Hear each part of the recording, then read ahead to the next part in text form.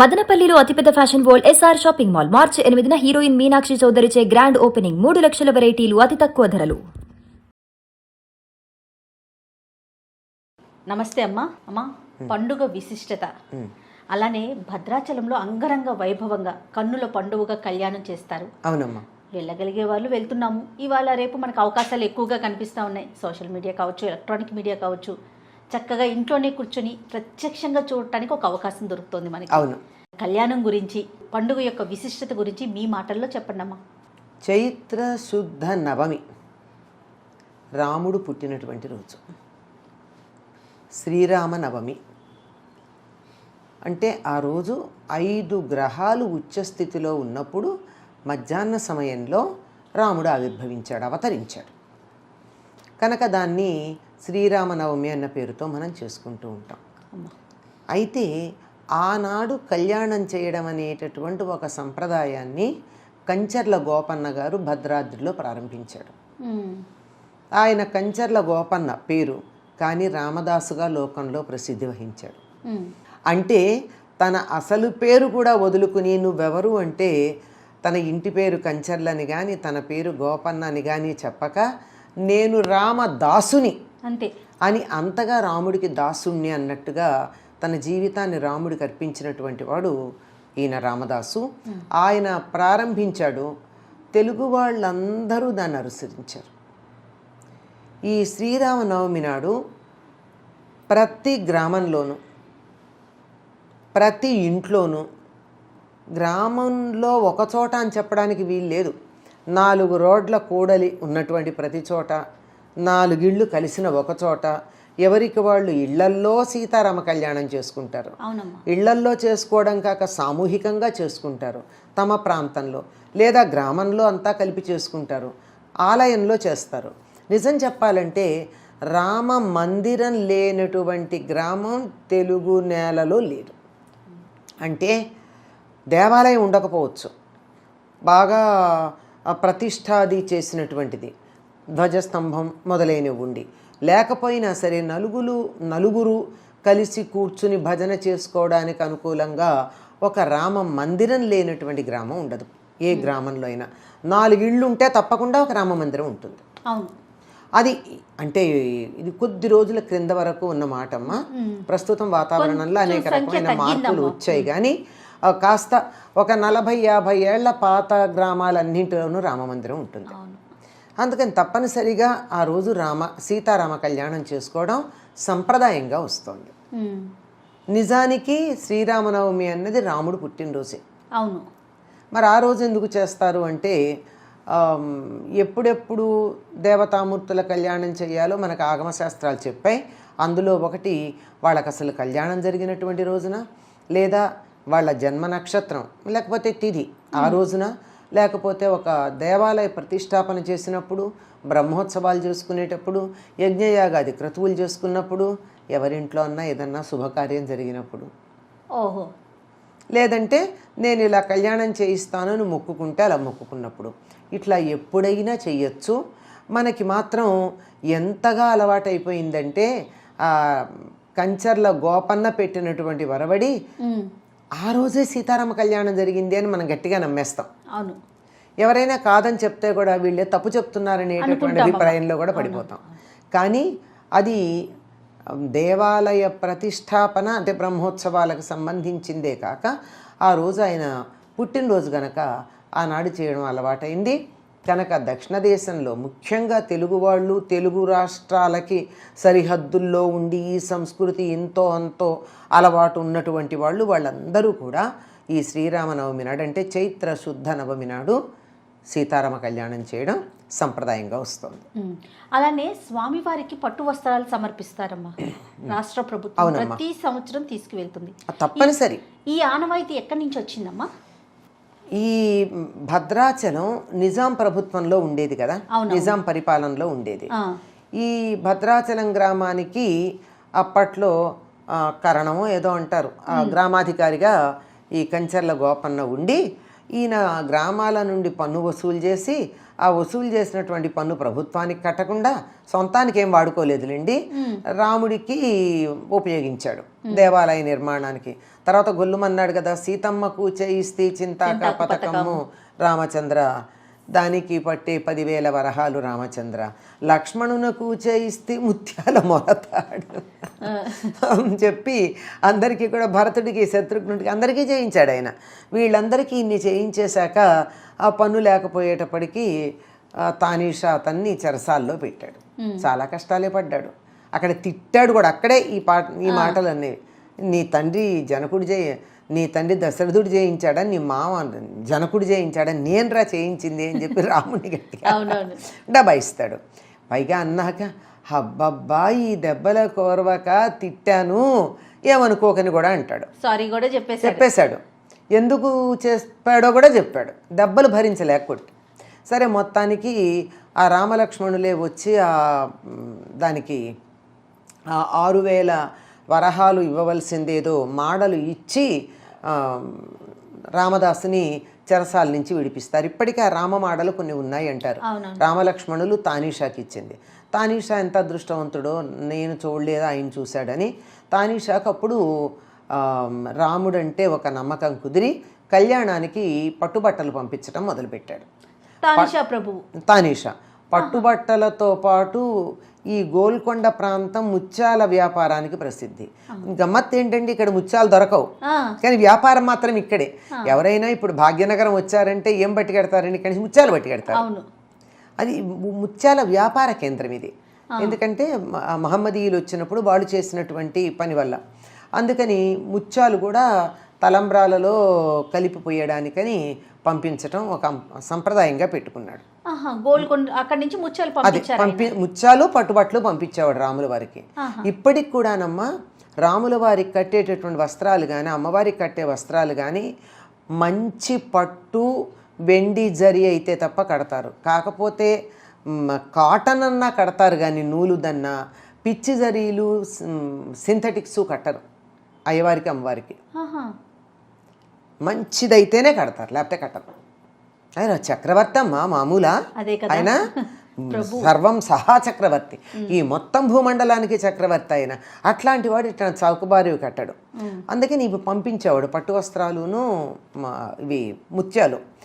ఆంధ్రప్రదేశ్ ప్రభుత్వానికి నిజాం ప్రభుత్వాన్ని అప్పచెప్పేటటువంటి సందర్భంలో అనేకమైనటువంటి ఒప్పందాలు చేశారు. ఇవన్నీ ఇట్లా ఉండాలి, ఇవన్నీ చేయాలి, ఇవి కొనసాగించాలని.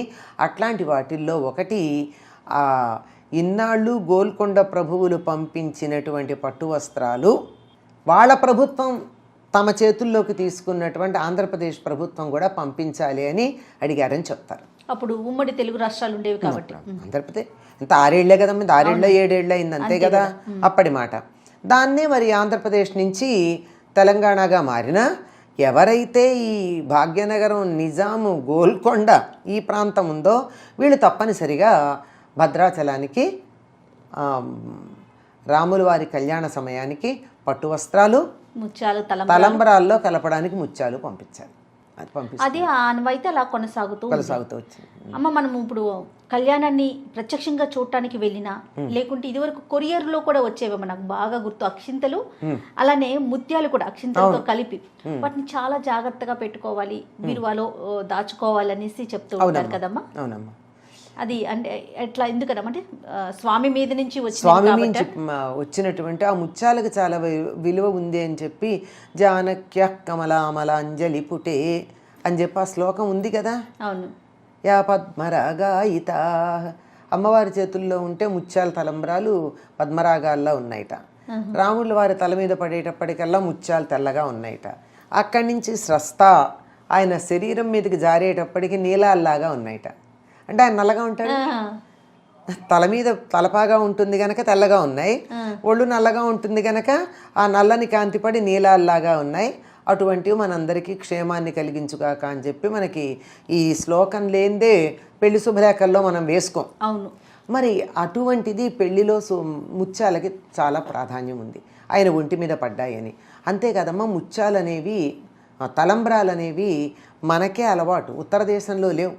నిజంగా సీతారాములు తలంబ్రాలు పోసుకోలేదు, ఎందుకంటే వాళ్ళ జరిగింది ఎక్కడ వివాహం, ఎక్కడ జనక్పురి అంటే నేపాల్ బార్డర్లో ఉంటుంది అక్కడ కదా ఉండేది.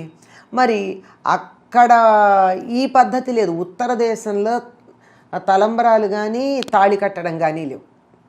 ఈ తాళి కట్టడం అన్నది దక్షిణ దేశానికే, ఈ తలంబరాలు మన ప్రాంతాలకే అలవాటు. అది మనం రాముడిని తెలుగువాడిని చేసేసుకున్నాంగా. మన భద్రాద్రి రాముడు తెలుగువాడండి, అచ్చంగా తెలుగువాడు. ఆయన్ని తెలుగు వేషంలోనే చూసుకుంటాం మనం. అందుకని ఇక్కడే తిరిగాడు, చెప్పులు లేకుండా, వాహనం లేకుండా, కాలినడకన రాముడు నడిచి పవిత్రమైన దేశం అమ్మ ఇది. ఇక్కడ దుమ్మును ఎత్తిన చల్లుకుంటే కూడా చాలా పవిత్రం. అందుకని ఇక్కడ నేలని గౌరవించాలి, భూమాతని గౌరవించాలి. రామ పాద స్పర్శ సోకింది అంతే. ఉత్తర దేశంలోనేమో మధురా ప్రాంతం అంతా కృష్ణ పాద స్పర్శ. వాళ్ళు అక్కడ మీకు తెలుసో తెలీదో బృందావనంలో రోడ్ల మీద సిమెంట్ వేయనీరు, తారు వేయనీరు. మీరు సిమెంటు తారు వేస్తే మా కృష్ణుడి పాదాల సోకిన దుమ్ము కాస్తా పోతుంది, ఇక్కడ ఉండనిమన్నారు వాళ్ళు. ఉండదు ఇక్కడ సిమెంటు మంచి మామూలు మట్టి రోడ్లే ఉంటాయి అక్కడ. అంటే ఆ పాదస్పర్శతో కృష్ణుడి పాదాల స్పర్శ సోకినటువంటి దుమ్మది. అలానే మనకి ఇక్కడ మనకి ఇదంతా కూడా రాముడి పాదాలు సోకిన స్పర్శ కలిగినటువంటి మట్టి నేల. ఈ ప్రాంతం అంతా అట్లా ఉంది. అమ్మవారు చీర ఆరవేసిన ప్లేస్ కూడా ఉందని మనం భద్రాచలం దగ్గర. అది ఇప్పుడు ఎందుకమ్మా, ఏ ప్రాంతం చూడండి దక్షిణ మన ఇక్కడికి వచ్చినట్టయితే ఇదిగో ఇక్కడ ఈ ఇలా వంకర వంకరగా ఉంటాయి ఆ రాళ్ళు. పర్ణశాల దగ్గరికి వెడితే గోదావరి ఒడ్డున ఎందుకు ఇలా అంటే ఆవిడ చీర ఆరేసుకుంటే ఆ మడతలు పడ్డాయి. అక్కడ మీకు పసుపు ఎర్రని రాళ్ళు కూడా దొరుకుతాయి, కుంకుమ పసుపు అంటాం. నిజంగా అవి తీసుకొచ్చి అట్టే పెట్టి ఆ రాళ్ళని పిల్లలకి ఎవరికన్నా దిష్టి తగిలినట్టయినా ఏడుస్తూ ఉన్న ఆ కారణంగా దాన్ని కాస్త ఇట్లా అరగదీసి ఆ నీళ్లు పిల్లలకి చల్లితే వెంటనే పోతుంది కూడా. అవి కుంకుమ పసుపు ఆవిడ చేసింది. మరి నిజానికి ఆవిడ ముట్టుకున్నందువల్ల వాటికి పవిత్రత వచ్చిందా, ఆ పేరు అలా చెప్పుకోవడం వల్ల వచ్చిందో, వాటికి ఔషధీ గుణాలు ఉన్నాయో తెలియదు. కానీ ఇంట్లో ఇప్పటికీ దాచిపెట్టుకునేటువంటి పద్ధతి ఉంది. ఇక్కడే కాదు, మీరు ఇంకా మిగిలిన ప్రాంతాలకు వెళ్ళినట్టయితే ఒక రాయి ఇలా ఉంటుందనుకోండి, కొంచెం వంపుగా ఎత్తుగా, కింద ఏదో కాలి గుర్తులు ఉన్నాయనుకోండి, ఈ రాతి మీద రాముడు కూర్చున్నాడు, కింద పాదాల గుర్తులు చూడండి. ఇట్లా ఉన్నవి మనకి ఈ ప్రాంతం అంతా దక్షిణ దేశం అంతా చాలా ఉన్నాయి. ఎందుకంటే ఇక్కడ అట్లా తిరిగారు వాళ్ళు. అందుకని ఈ ప్రాంతం అంతా కూడా అట్లా తిరిగాడే కనుక రాముడు మనవాడు. మన పద్ధతిలో పెళ్లి చేస్తాం. మన పద్ధతిలో పెళ్లి చేసి ఆయనకి సీతాదేవికి ఆయన చేత తాళి కట్టించటం, ఇద్దరు పరస్పరం అక్షతారోపణం అనేటటువంటి కార్యక్రమం ఉంది. దాన్నే తలంబ్రాలు అంటాం. ఈ తలంబ్రాలు పోసుకోవడం జరుగుతుంది.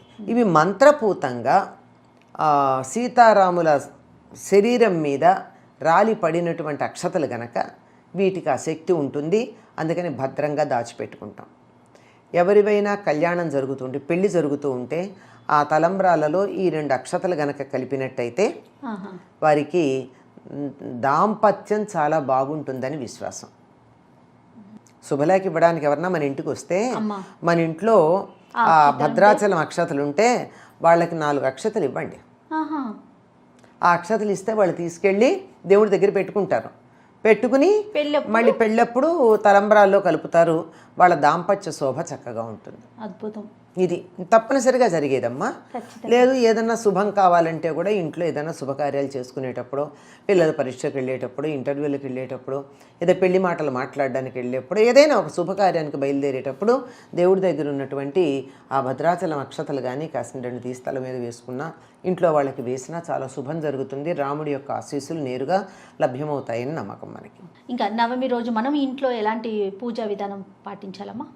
నిజానికి నవమి రాముడు పుట్టినరోజు కనుక కృష్ణుడికి చేసినట్టే, కృష్ణాష్టమికి చేసినట్టే చాలామంది ఉత్తర దేశం వాళ్ళు అయితే ముందు రోజు ఉపవాసం ఉంటారు, బ్రహ్మచర్యం పాటిస్తారు, నియమంగా ఉంటారు.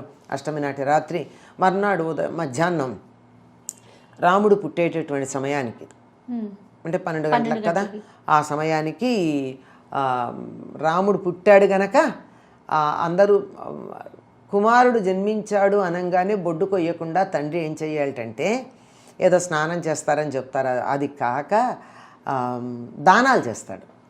బొడ్డు కోసాక పురుడు వస్తుంది, బొడ్డు కోయక ముందు పురుడు లేదు ఇంకా కనుక ముందు అవన్నీ దానాలు ఒకవేళ వెంటనే చేయడానికి వీలు లేకపోతే ఇన్ని ఆవులు దానం చేస్తాను, ఇంత దానం చేస్తానని సంకల్పం చేసుకుని అప్పుడు బొడ్డు కోయడం ఉండేది. అప్పుడు ఇప్పుడైనా మనం అంత కావాలంటే మనసులో సంకల్పం చేసుకోవచ్చు, ఇంత ఇస్తాను అంత ఇస్తాను. పోనీ అందరికీ కొడుకులు పుట్టినప్పుడు అంత ఉత్సాహంగా చేశామో లేదో తెలియదు. రాముడు లాంటి కొడుకు కావాలనుకుంటాం కదా మనం, లేదా ఉన్న కొడుకు రాముడిలా ఉండాలనుకుంటాం కదా. అందుకని ఆ సమయంలో రాముడు అవతరించిన సమయంలో ఏదైనా బ్రాహ్మణులకు దానాలు అవి చేసి, ఏదన్నా ఒకవేళ గోదానం చేయాలంటే చేస్తానని సంకల్పం చేసుకుని అప్పుడు పూజ చేసుకుని ఆ తర్వాత నివేదన చేసే పద్ధతి ఉంది.